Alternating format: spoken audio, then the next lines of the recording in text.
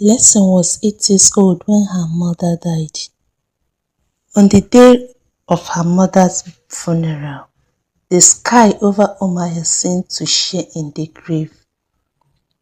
A light drizzle fell, soft enough to blur the faces of those who came to mourn, heavy enough to soak the red soil that swallowed her coffin.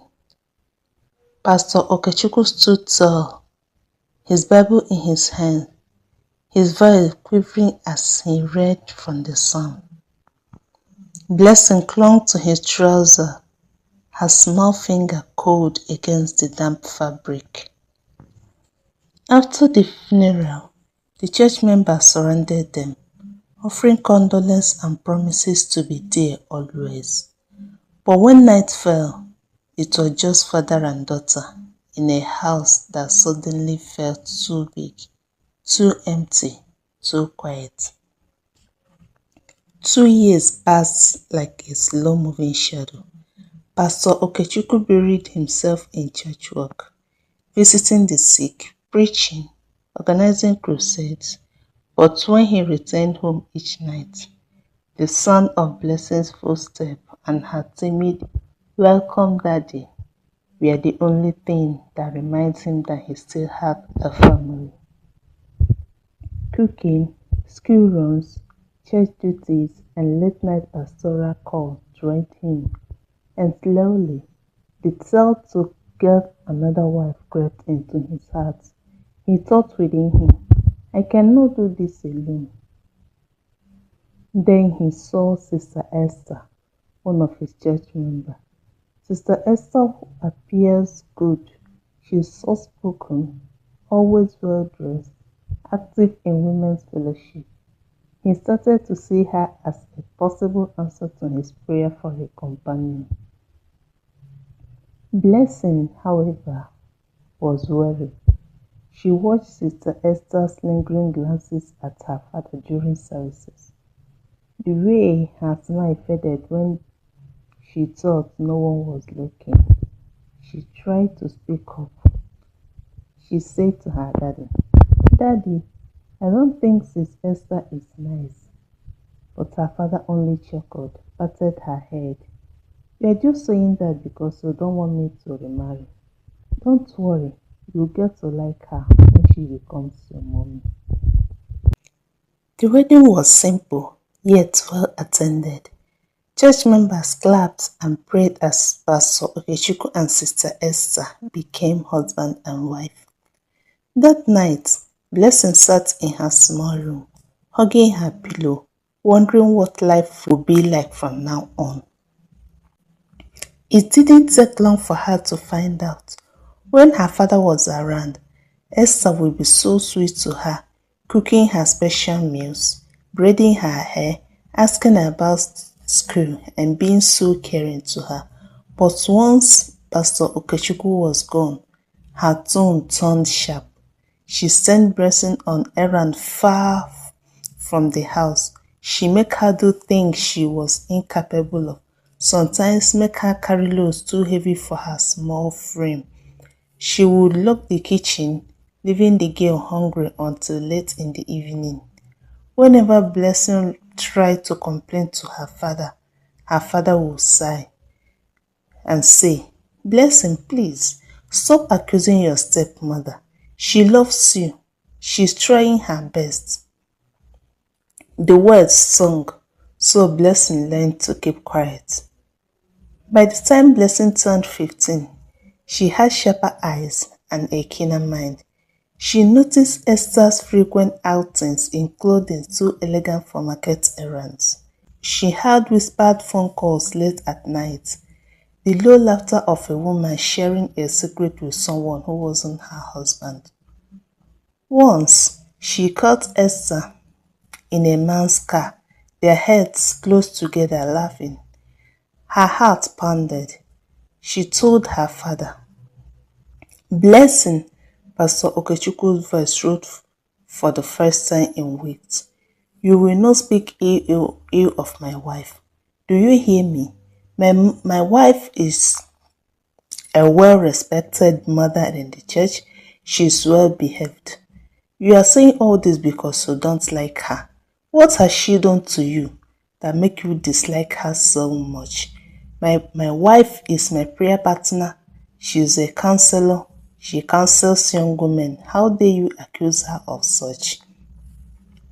From that day, Blessing kept her suspicion to herself, locking them away like a diary no one would read. Years passed.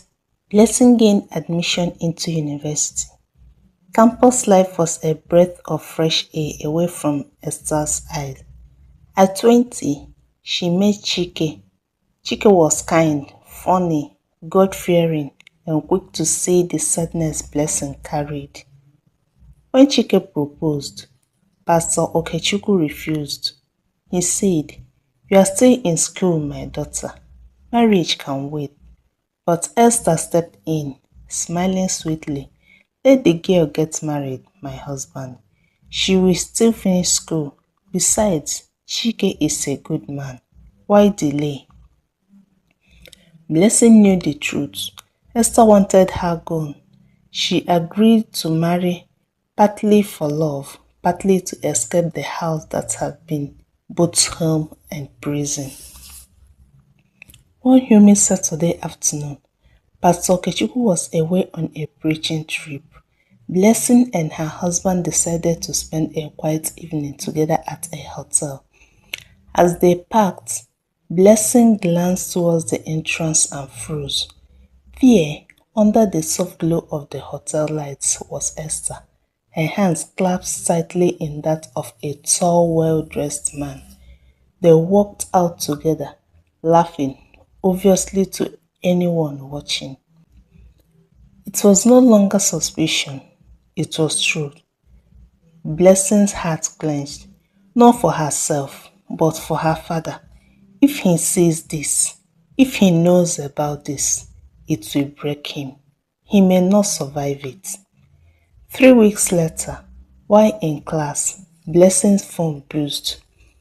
"Hello, is this Blessing Okechukwu?" "Yes, this is the General Hospital. Your father is here, unconscious. Please come quickly." She ran all the way to the hospital. Pastor Okechukwu lay pale and still, a drip hanging from his arm. For 2 days, he remained that way. On the third day, his eyes floated open.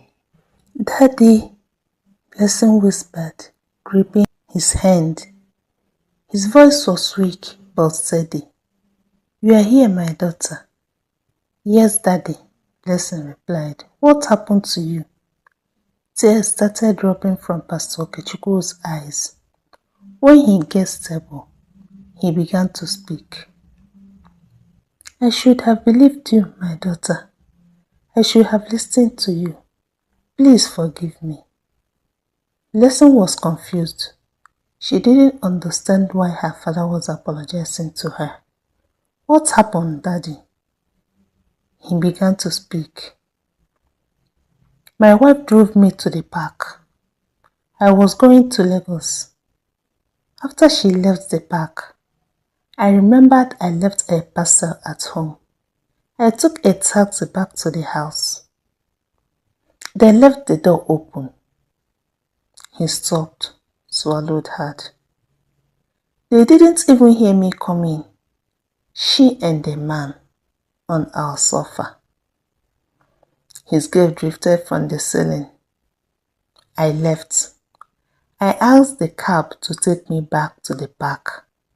Then nothing. I woke up here." Blessing's tears fell silently. "I was told that you had a heart attack and that a taxi brought you here." Esther was not told that her husband was in the hospital. She was living her life normally, thinking that her husband was in Lagos. She called his phone many times, but it was always switched off, and she thought that he switched it off because of his program. 2 weeks later, Pastor Okechukwu returned home a changed man. The love he had fiercely gathered for Esther had withered overnight. Quietly, without ceremony, he went to the family lawyer. The properties they had co-owned, church land, a duplex in town, the rental flats, were stripped off her name. The divorce papers were drawn up and delivered. When Esther received them, she didn't know why. When her husband told her everything he saw, she tried to plead. My husband is the devil. Please forgive me, at least for the sake of our children. But Pastor Okechukwu only replied, go and continue your ministry with the devil. Blessing stood in the doorway, watching as Esther left with 2 suitcases and a bowed head. For the first time in years, the air in the house felt lighter. Life didn't return to what it was before Mama Blessing died. It never could. But father and daughter found a new rhythm. They spoke more, prayed together, and even laughed again. Lesson learned that truth has its own time to reveal itself. And Pastor Okechukwu learned that trust, once given blindly, can cost more than love. And somewhere in the quiet evenings, the burden they have carried alone began to feel lighter. What do you think about this story? Have you ever been betrayed by the one you love and trusted? Have you ever neglected your loved one because you are trying to protect another? Share your thoughts in the comment section. And please don't forget to subscribe to this channel for more stories that touches the heart.